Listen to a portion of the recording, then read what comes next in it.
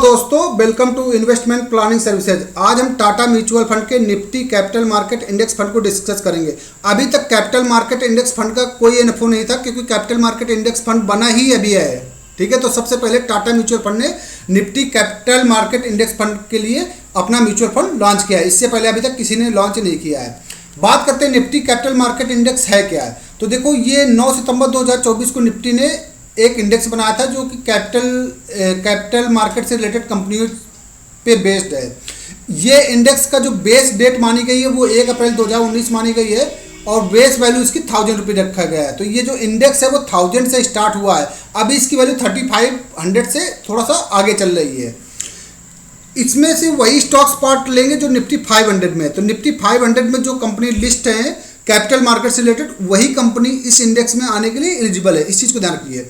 और वो कौन कौन सी कंपनियां होंगी, तो बेसिकली वो एएमसी होंगी, एक्सचेंज होंगे।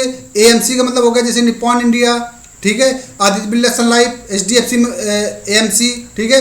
एक्सचेंज हो गया एनएससी, बीएससी, ठीक है। डाटा प्लेटफॉर्म, स्टॉक ब्रोकिंग हो गया तो जैसे एंजल वन हो गया जो लिस्टेड है, ठीक है। क्लियरिंग हाउस है तो इंडियन क्लियरिंग कॉर्पोरेशन। ये सारे कंपनियां जो स्टॉक मार्केट से रिलेटेड लेन देन करती हैं वो सारी यहाँ पे लाई करेंगे।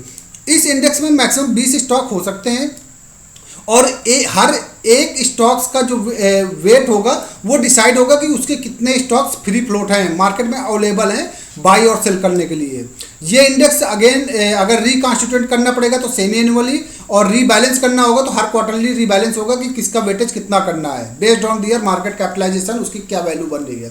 कोई भी स्टॉक्स 20% से ज़्यादा वैल्यू नहीं रखेगा। तो मतलब कोई भी इंडेक्स में कोई स्टॉक्स 20% से ज़्यादा नहीं रखेगा, तो मोस्टली 10 से 12% के बीच में ही स्टॉक्स वैल्यू रखेगा।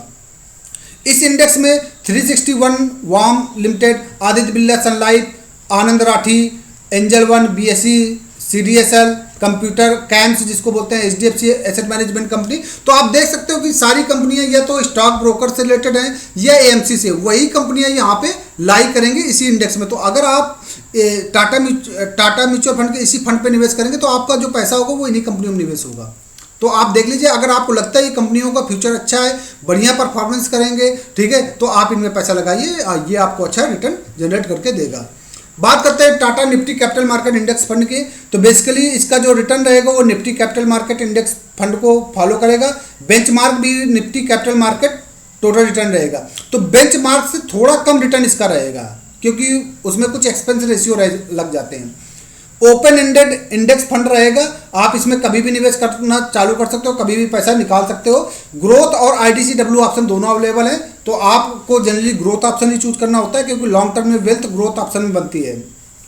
ये देखो 7 अक्टूबर 2024 को ओपन हुआ है और जो क्लोज होगा वो 21 अक्टूबर 2024 को क्लोज हो जाएगा। तो लगभग 15 दिन का समय है आपके पास इस पे निवेश करने का।